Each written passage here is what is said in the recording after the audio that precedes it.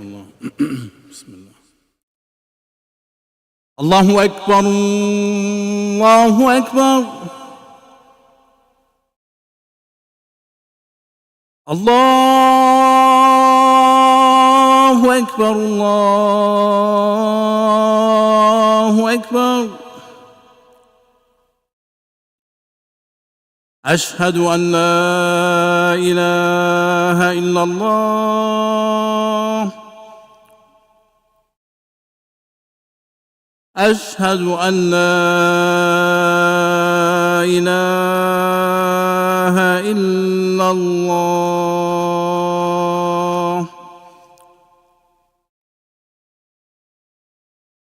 أشهد أن محمدًا رسول الله.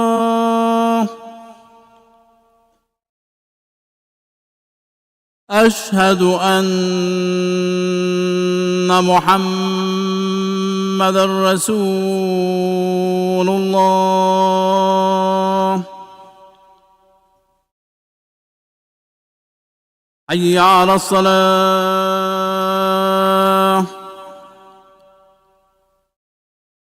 حي على الصلاة.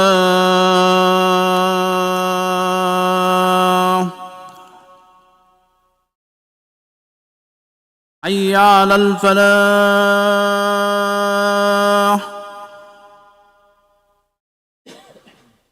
حي على الفلاح.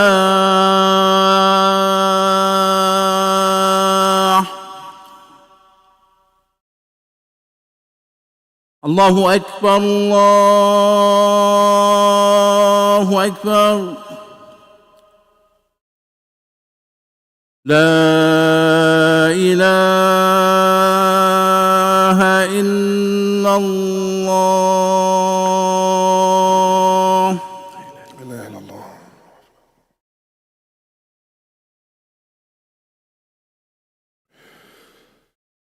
إن الحمد لله نحمده ونستعينه ونستغفره ونعوذ بالله من شرور أنفسنا ومن سيئات أعمالنا. من يهده الله فلا مضل له ومن يضلل فلن تجد له وليا مرشدا. وأشهد أن لا إله إلا الله وحده لا شريك له. وأشهد أن سيدنا وحبيبنا محمد عبده ورسوله. أما بعد، بسم الله الرحمن الرحيم. والعصر إن الإنسان لفي خسر إلا الذين آمنوا وعملوا الصالحات وتواصوا بالحق وتواصوا بالصبر. My dear brothers and sisters, we gather here on this blessed day, the last blessed Friday of the blessed month of Ramadan, one of the most holiest days of the year and nights. As a matter of fact, as it happens, in addition to this being the last Friday, tonight may well be Laylatul Qadr. Allahu A'lam, but it is the 27th night for many, and it may well be that. May Allah subhanahu wa ta'ala realize this night of power for everybody here and their families and Ummah Muhammad sallallahu alayhi wa sallam. This is a night in which every good deed is worth 1,000 nights of the same, 1,000 months rather of the same. Can you imagine how many nights that is? 30,000 at least. So it is a great blessing from Allah subhanahu wa ta'ala that gives us this opportunity to do good deeds on this day and on this night more than we do on a regular basis, as an opportunity to wash our sins and get closer to Him. As I look around this room, from where I'm standing, I see the diversity of Ummah Muhammad sallallahu alayhi wa sallam that I see in every masjid. People from African countries, from South Asian countries, Arab countries, European countries, East Asian, Latinos and African American. Alhamdulillah, our ummah has it all. Our ummah has it all. Different languages, different ethnicities. What binds us together? What brings us in the same room? What brings us together across ethnic, racial, linguistic divides is the simple but powerful proclamation that La ilaha illallah Muhammadan Rasulullah. There is no God but Allah, Muhammad is His Prophet. Based on this simple but powerful statement is an entire value system that is transformative on an individual and communal level. It is only if we allow ourselves to reflect deeply and honestly and intelligently, quite frankly, on those values upon which this massive movement, this timeless movement, this universal movement, timeless meaning for every time, universal for every place, is based, then we cannot do it justice. And we begin with the very first clause, and even before I get to this shahada, I want to remind us of something. Oftentimes, human nature, the way we think, we say to each other, you see this on the TikTok videos, on the self-help videos that pop up on your social media, in memes, in articles, in lectures by public intellectuals, in talk shows. You hear it over and over again, that to improve, to succeed, get more, acquire more. Acquire more wealth. Acquire more health. Even within the religious establishment, you may hear, acquire more knowledge. It's all about acquisition, right? Get more to grow, get more to succeed. And there's nothing wrong with that. There's truth to that. But let's not forget that at the same time, and this is the powerful idea in the shahada I'm going to get to in a second, you have to release, you have to relinquish to grow. It's not always just acquire. Sometimes you have to shed to grow. You shed hatred to grow. You shed bitterness. You shed envy. You shed doubt. You shed ego. These are things that are shed even before you acquire anything else. Just releasing these things allows one to grow. It is like a sinking ship. It doesn't matter what you acquire onto, it's on board. Sometimes you need to release things in order for the ship to stay afloat. And so we find that in the shahada itself, even before the assertion of the one God is declared, even before that very basic point and very fundamental and foundational point, even before then, we are told, La ilaha illallah. There is no God, meaning release, shed the false gods first, even before you can fully acquire the ilm and the notion and the belief and the trust in the one true God. Because so long as our hearts are filled with falsehood and false deities that we worship, it will be difficult, regardless of how much knowledge you acquire of Allah subhanahu wa ta'ala and His faith, to truly submit and truly surrender and truly accept the oneness of God. So if you're wondering why it's hard to get closer to Allah despite the readings and despite the lectures and despite the conversations, think about what you can release, not just what you can acquire.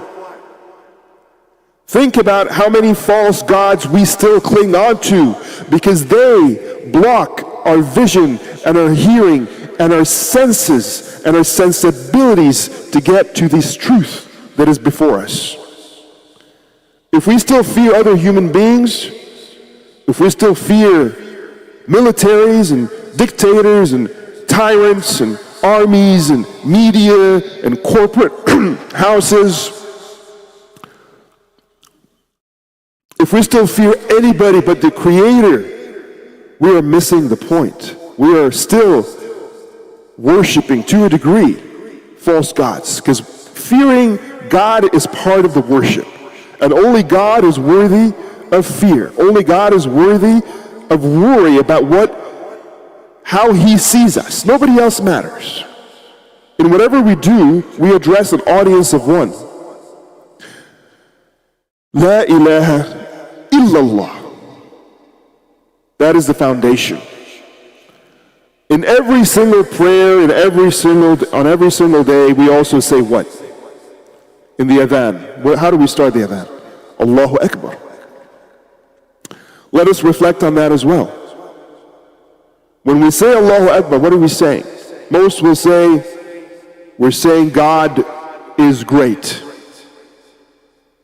Others will say, we're saying God is the greatest.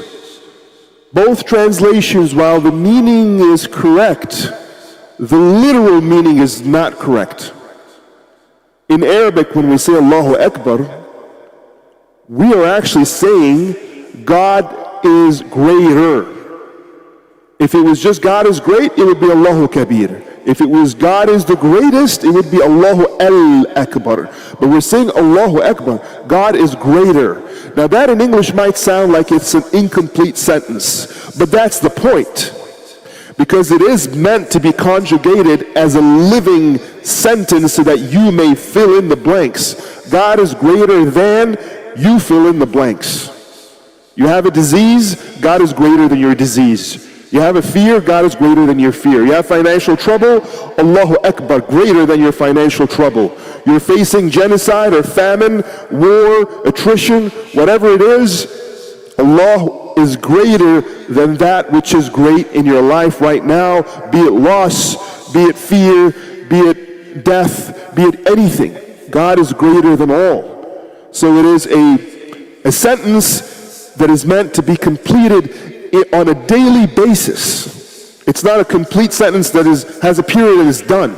It's a living statement that lives through our lives. That's the beauty of Allahu Akbar. When you say it every single time, think about what is great in your life that troubles you, that ails you, and remember that God is greater. And in that is your relief. In that is your salvation from the fear and the stress that this issue might bring. Because if God is greater and you are on God's side, then you have nothing to fear or worry. Because there are now only two options. And in fact, there are always only two options. That which you want and that which God wills. And if you don't get what you want, then guess what you're getting? You're getting what Allah wills. And what can be better than that? Can we trust in that? Can we trust in God's will? Even if it is something we want, it is also God's will. But if it isn't, it's still God's will. Why would we have a problem with it ultimately, unless we don't trust in God's judgment? So what is the point of it all? Let's go back and think about one of the largest issues in our lives right now that is troubling all of us and making us lose sleep. And that is the genocide of our brothers and sisters in Gaza, in Palestine, to be specific, because that's what it is, Palestine. And it is happening on a minute-by-minute basis. It is, brothers, can you please move forward, if you don't mind? Let me just interrupt myself for a minute, because I'm getting some gestures in the back. If you can slide forward, take a second to slide forward, go ahead. I'll wait for you to do so. Let's accommodate each other, inshallah. Slide as far as you can, inshallah. And then the brothers in the back, please find your spot. It is the first genocide that is essentially broadcast live. And while it is, we're being gaslit by media and politicians and told that this is about hostages or terrorism. This is about the destruction of a people. This is about the systemic, colonialist, supremacist ideology that is Zionism and what it is doing to the native population of that land. It's always been about that. It's been 75 years plus of that. This did not start in October of last year. This started in 1948 and before. It started with 1917 in the Balfour Declaration. It started with the supremacist, racist, colonialist structures that erected themselves in these lands in order to take away land, take away rights, take away privileges, and give them to whomever they please for whatever personal political interest. That's what this has always been about. It's not just in this part of the world, it's happened in the global south, but this remains the greatest legacy, living legacy of that larger imperial colonial structure. And as it plays out today, we're told it's about terrorism, we're told it's about one group, we're told it's about one act. It is not. And so we push back with the truth, we push back with the facts, and we fight back with all that we got. We organize politically, we organize to push back narratives in the media, and that's something we have lacked. We cannot just speak of data and facts and stats, we should also talk about human stories. Because human stories, the faces and the names of these individuals who are dying or who are struggling to live matter in order to humanize, because the name of the game for them is to dehumanize. It was always the name of the game. In order to accomplish what is unfathomable, in order to render what is unthinkable, one must first dehumanize. In order to put an entire race of human beings in shackles and transport them transatlantic and sell them as slaves, one had to dehumanize these human beings to render that fathomable. Because otherwise it would be completely unimaginable. Human beings put in shackles, sold as objects. There has to be a period of dehumanization so that you can convince others that they're not really human like you and me. Don't feel too bad. You have to quash that natural instinct to reject something so abhorrent. So how do you do it? You push and you push and you sell the dehumanization of a people. The same that was done for the Congolese, for the people of Congo, before they could be massacred in the millions, between 6, maybe 10, maybe 20 million massacred by the Belgians 2 centuries ago or less. There had to be dehumanization. The same with Native Americans and natives of South America. For the Pilgrims and the Conquistadores, before they could do what they did, there had to be dehumanization as well. The same with the people of Asia and Africa before colonialism, and the same today as they do what they do to the Palestinians. It first starts with dehumanization. Human animals, they use their children as human shields. Things that most parents, all parents in the world could never do, they can exclusively do because they are different from everybody else. They're less human. Therefore, whatever you see that we're doing to them, don't feel too bad. They are not human like you and me. And so we have to push back on this, not just by facts and stats and data and historical analysis, but by forcing the reality of who these people are as humans, by face and by name, by story. Not just in the moments in which they are fought and damaged and humiliated and broken, but in the moments in which they live their normal daily lives. If the average American cannot imagine or see or think they know what the average life of an Arab or a Muslim or a Gazan or a Palestinian is like, what will make them feel bad about what they see on TV today? In their mind, if that's all they see, that's the way it always is. That's what happens in that part of the world. But it's not until we present what life is like at schools, at weddings, at birthdays, at funeral homes, on a normal day, in a normal street, in a normal neighborhood of Gaza, that this humanity can then be felt, and so that when it is wiped out the way it is, and this is what we're seeing entire neighborhoods wiped out, then there can be the sense of, wait, this is wrong, this is abnormal. So that is what we are trying to do. We're trying to force back the everyday human life and the full picture of what that is to the American and Western public in order to sabotage the plan to dehumanize and therefore allow others to not care about what is happening to the Palestinians. But it takes me back to Allahu Akbar. While we do what we do, let us remember this. When we say Allahu Akbar, that God is greater than everything, we are also saying that God alone has the power. If there's one thing I want you to take away from this khutbah, it is this. Reminder, because this is not new information, I'm not making this up, this has always been the case. This is a fundamental belief and value of Islam since its inception. As a matter of fact, it is the founding principle that not only is Allah one, God exists, but as a consequence, God, the Creator, solely has true power. Meaning nothing else has any real power. That's what this means. There is the illusion of power, the perception of power.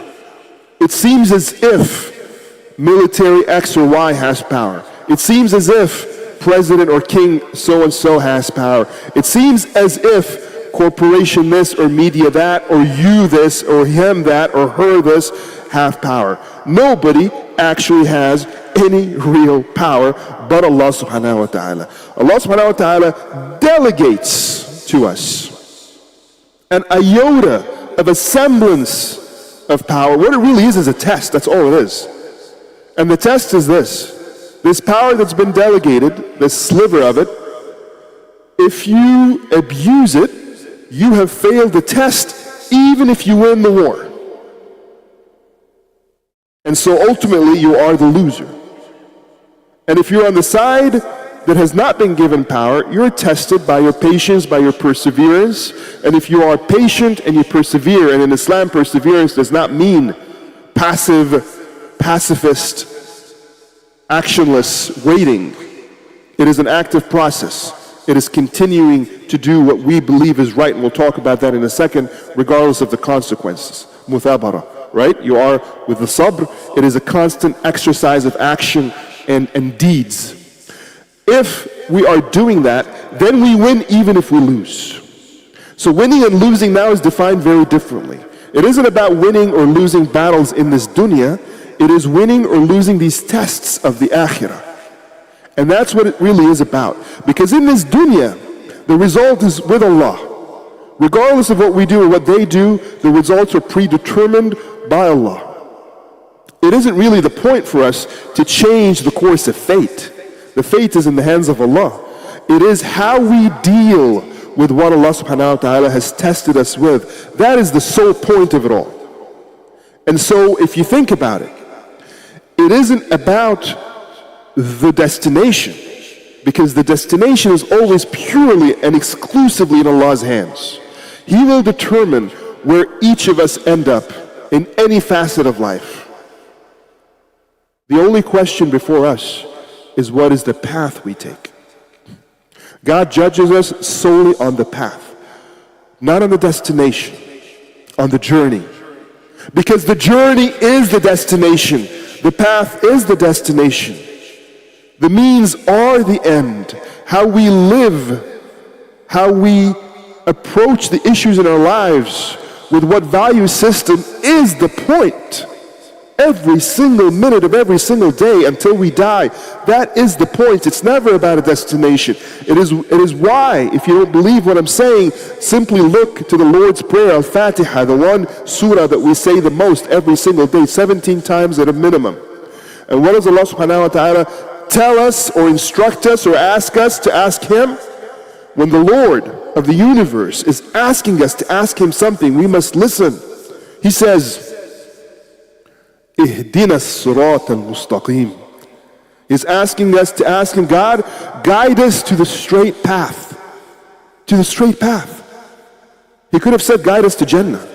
He could have said, guide us to whatever destination. But even then, we were told, to the path. The path will lead there, but the path is the destination. The journey is the destination. That's what we have to worry about. And so we can't cut corners, for example. We can't, for example, order, to use an analogy, if the point was acing the test, then it wouldn't matter how we do it. For example, one could cheat, one could cut corners, and boom, I have the A, I have the 100%. That is failure in the world of Islam. The path is to study. The path is to learn. The path is to do your best. And then you get an A, you get a B, or you get a C. That is in the realm of Allah subhanahu wa ta'ala, actually.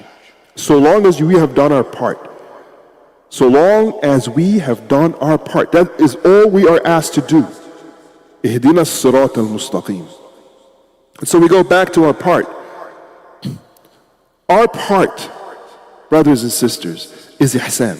Our part is to do the best that we can. That's what ihsan means. People think ihsan means being the best. It doesn't mean being the best. It means being the best that you can be, which means what? Relative to your potential, relative to your conditions, relative to your circumstance, relative to your very particular traits that Allah has given you. Allah is just. Allah is the most just. He will never judge anyone in the absolute. He judges everybody in the relative to what they've been given. He does not burden anyone with more than they can carry. But within what you have been given, and you know this more than anyone else, you know what you're capable of. You know your potential. You know your capacity. You know how far you are in reaching the full potential and full capacity of what you have been given, as do I. Within that, to go to the very top of that, to go to the max, is ihsan in everything that we do. If you have this particular capacity for wealth and you max out in your donations, that is ihsan. If you have this particular capacity in energy and you max out in what you do fi sabilillah to help others out, this is ihsan. If you have empathy and love and you're not holding back and you're giving all of it every day to those around you, from children to spouses to parents to neighbors to community members to strangers, you are engaging in ihsan. That is the quantity aspect of ihsan. Then there's the quality. The quality is always summarized by fi sabilillah. There's no better quality than this. If you're doing it for any other reason but then to please Allah, the quality will be off. If you're doing it for praise, the quality is off. If you're doing it to show up and to show off and to be seen and to be acknowledged, the barakah and the quality is off. If you do it solely to please Allah, because we recognize La ilaha illallah and Allahu Akbar, there is no God but God, and He is the greatest, the greater than anything that we have in our lives, and that these traits emanate from Him as all goodness, and that by mimicking these divine traits we get closer home. That's where we're from. We're from Rawh Allah. Every human being created has been breathed out by God. To come home in this divine spiritual sense is to touch, breathe, and reiterate these beautiful values that are divine in nature. Kindness, goodness, justice, love, etc. That is the quality of ihsan. And that, being on this path every day in all that we do, is the bottom line, is the end of the story, is Jannah, is the destination, is success. And we don't have to worry about that which is in the realm of Allah. And I'll close by saying, we normally do the opposite, quite frankly, most human beings. And the Quran says this over and over. We tend to worry about what is in God's realm, fate. Will I have this job that I want? Will I have the food on the table? Will I have the money that I need? Will I have the spouse that I'm looking for? When will I get married? Time is ticking, clock is ticking. When will my kids get married? Who will they marry? All things in the hands of Allah, all things that are fate-oriented. And that's what we worry about. As if we can understand or plan or plot better than Allah subhanahu wa ta'ala. As if Allah needs our help or needs us to worry about what He might choose in His own realm. And then in our own realm, we leave that completely without any attention. And Allah said, look, don't worry about my part. I always do my part. And it will always be in the best way possible. Worry only about your little part that I've given you. The path. Do your best, do ihsan, and that's it. Leave the rest to me. That is what trust means. That is what iman means. It doesn't just mean belief. It means trusting in God. After you've done your part, trust, leave the rest to God. Throw yourself back. There is a safety net. You will never be let down. That is what belief is about. And so, think of it this way. Do you know where you were before you came here? Were you consulted to which parents you would be born? In which country, in which skin color or color of eyes? Which height or weight? Which personality traits? Was any of this, and this is you. This is not the dunya. This is not some political issue. This is not some war or famine. This is you. Hopefully, you would think you have some control over you. And if you can admit with me that you were not consulted and you had zero control coming in over you, and that when you leave at the end of this journey, you will have zero control, you will also not be consulted about where you die, how you die, when you die, and where you go, then what makes you or me think that if we come in with no power, leave with no power, in the middle we have the power? We don't even have it over ourselves. We won't have it over the world. The only thing we have is to trust in God, to submit to God, and to follow the straight path with ihsan. And from there, we pull the divine power of Allah into our lives for the barakah. And the fate is always with Him, and we trust in that. That is the simple equation. أقول قولي هذا وأستغفر الله لي ولكم لعلكم ترحمون.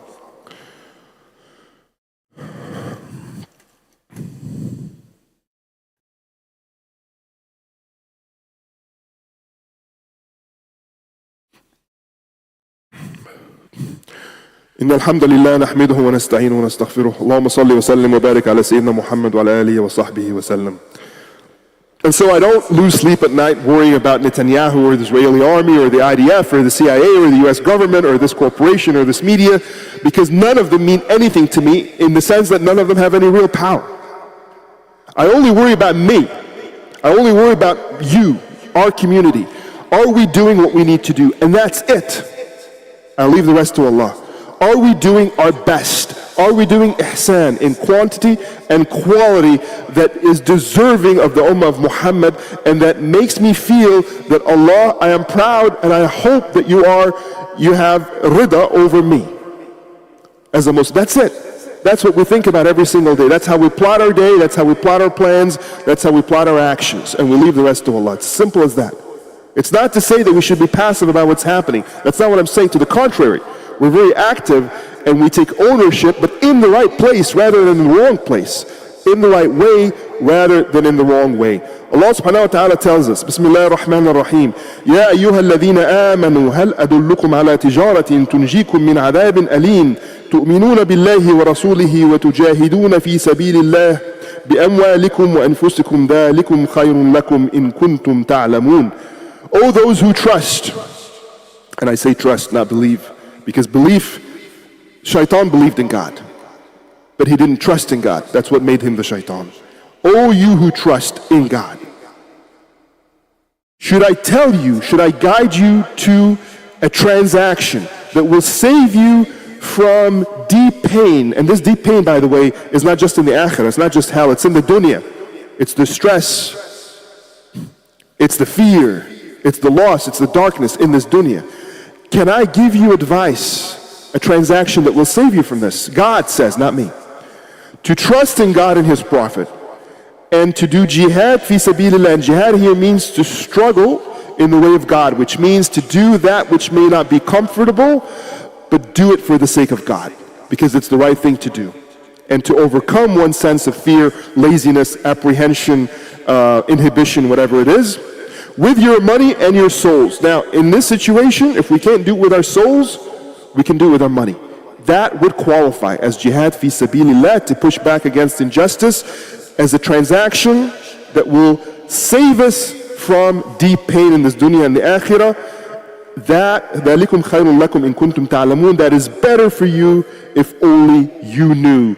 And after the khutbah, after the prayer, we're going to ask you to stay behind and engage with us in this jihad fi sabilillah with our money, to fight back, because today it's not just weapons, it's not bombs and guns, it's the pen and the microphone, it's the lobbying, it's the pressure, it is the education, it is the awareness, right? This is the kitchen of the world where these things are adjudicated. If we succeed here, it will impact Muslims around the world. That is the work that we are trying to do. We need your support for, inshallah. We ask Allah subhanahu wa ta'ala to guide us on the straight path. We ask Allah subhanahu wa ta'ala to purify our hearts. We ask Allah subhanahu wa ta'ala to give nasr, victory, to our family and to our people in Gaza and around the Muslim world. يا الله اللهم اهدنا فيمن هديت وعافنا فيمن عافيت وتولنا فيمن توليت اللهم اغفر لنا ذنوبنا اللهم كن معنا ولا تكن علينا اللهم وفقنا إلى ما تحبه وترضاه اللهم اتنا في الدنيا حسنة وفي الآخرة حسنة وقنا عذاب النار اللهم اغفر لنا ولوالدينا وارحمهما كما ربيانا صغيرا ووفقنا ووفق أولادنا يا رب العالمين اللهم تقبل منا صلاتنا وصيامنا وركوعنا وسجودنا وزكاتنا يا رب العالمين اللهم اغفر للمسلمين والمسلمات المؤمنين والمؤمنات الأحياء منهم والأموات إنك سميع مجيب الدعوات وصلى اللهم على سيدنا محمد وعلى آله وصحبه وسلم وقم الصلاة إن الصلاة تنهى عن الفحشاء والمنكر والبغي يعظكم لعلكم تذكرون. الله أكبر الله أكبر أشهد أن لا إله إلا الله أشهد أن محمدا رسول الله. حي على الصلاة حي على الفلاح. قد قامت الصلاة قد قامت الصلاة. الله أكبر الله أكبر. لا إله إلا الله. لا إله إلا الله. استووا واعتدلوا. Straighten your lines. Fill in the gaps, please. الله أكبر.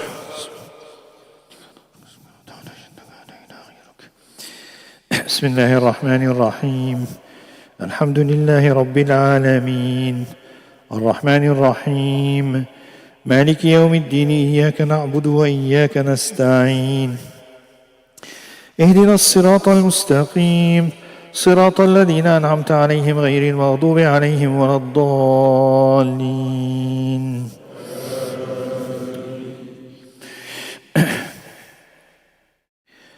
والعصر إن الإنسان لفي خسر إلا الذين آمنوا وعملوا الصالحات وتواصوا بالحق وتواصوا بالصبر. الله أكبر. سمع الله لمن حمده. الله أكبر.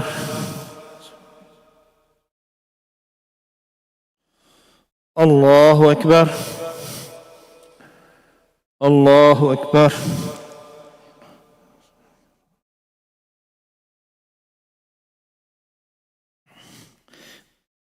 الله أكبر.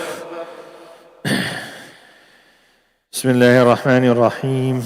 الحمد لله رب العالمين الرحمن الرحيم مالك يوم الدين إياك نعبد وإياك نستعين اهدنا الصراط المستقيم صراط الذين أنعمت عليهم غير المغضوب عليهم ولا الضالين.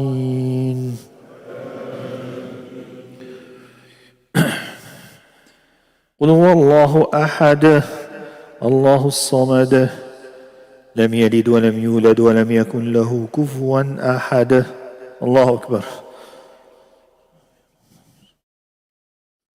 سمع الله لمن حمده. الله أكبر.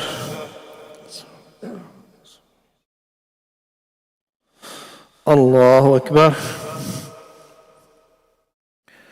الله أكبر.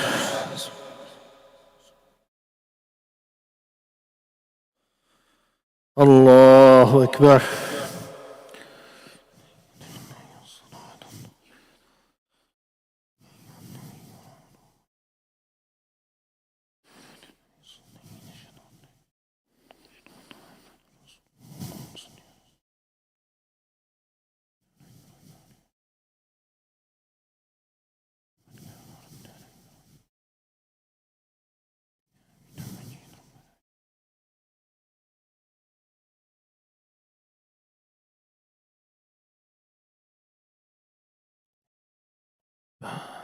السلام عليكم ورحمة الله. السلام عليكم ورحمة الله. استغفر الله العظيم.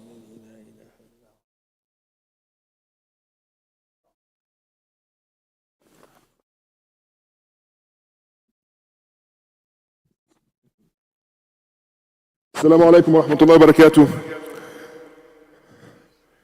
If I can just have your attention for 5 minutes. As I mentioned, we were going to ask for your support for this organization, Care Chicago, that you know about. It is the organization that fights for our civil rights, defends us and our community and our religion against bigotry and discrimination, pushes back on these bigots and Islamophobes. So we have been, alhamdulillah, extremely busy, more than any other time.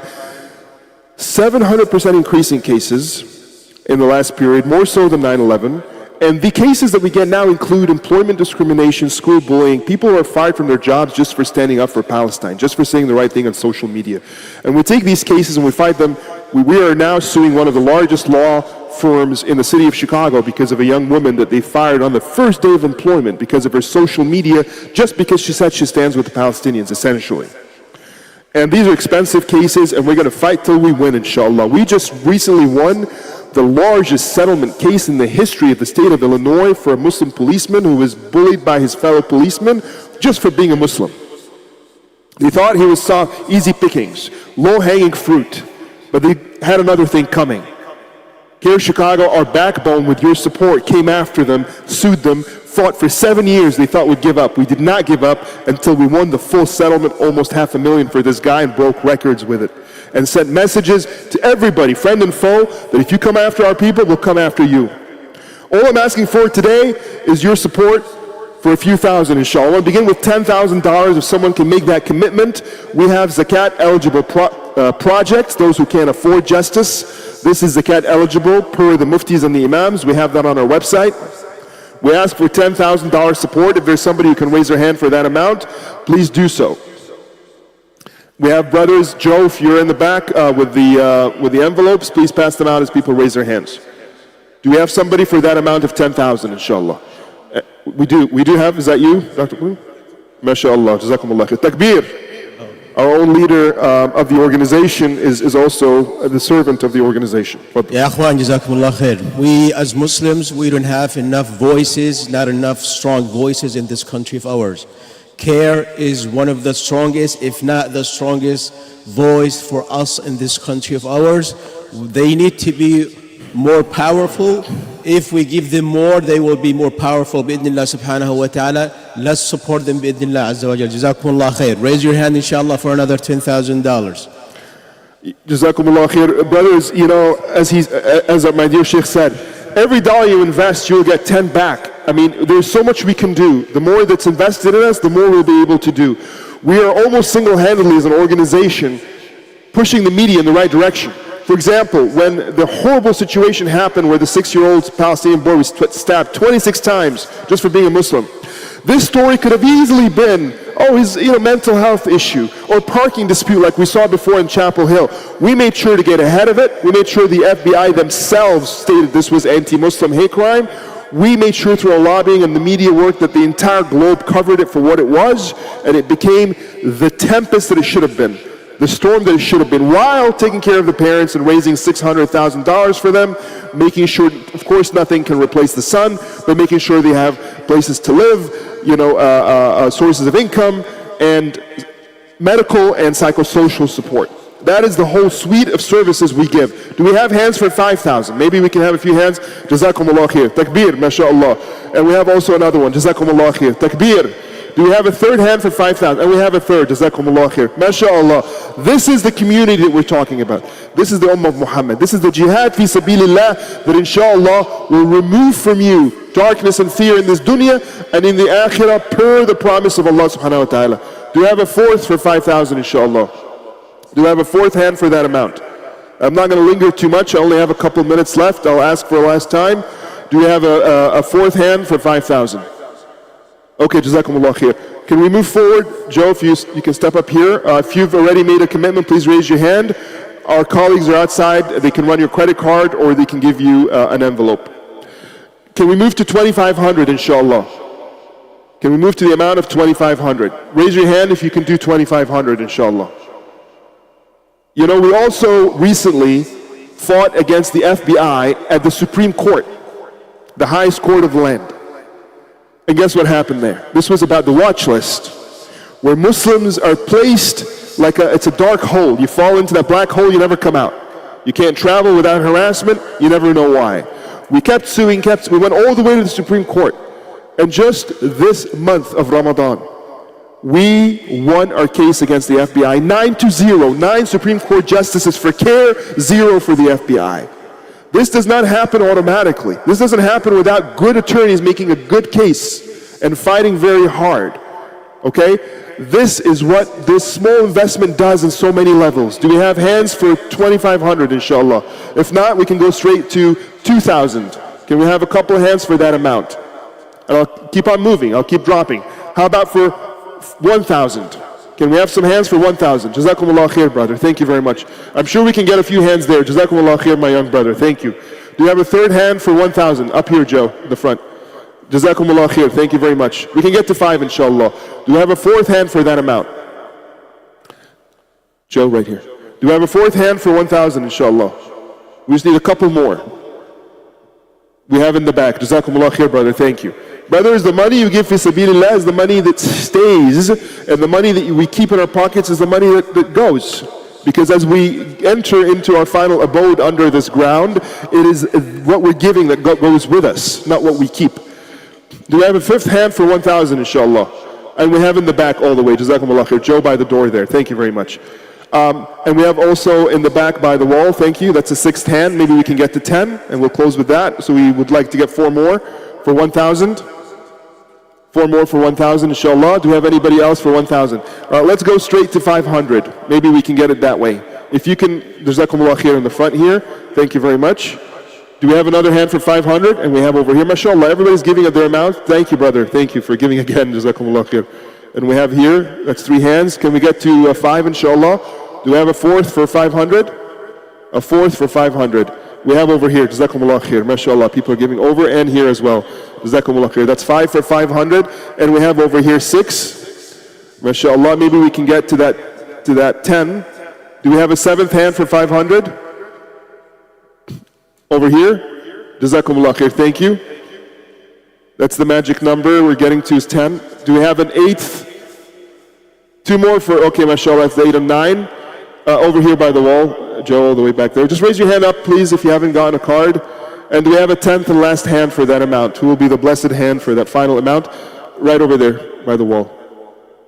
Thank you. For 500, Jazakumullah khair. Thank you very much. Lastly, please keep us in your dua.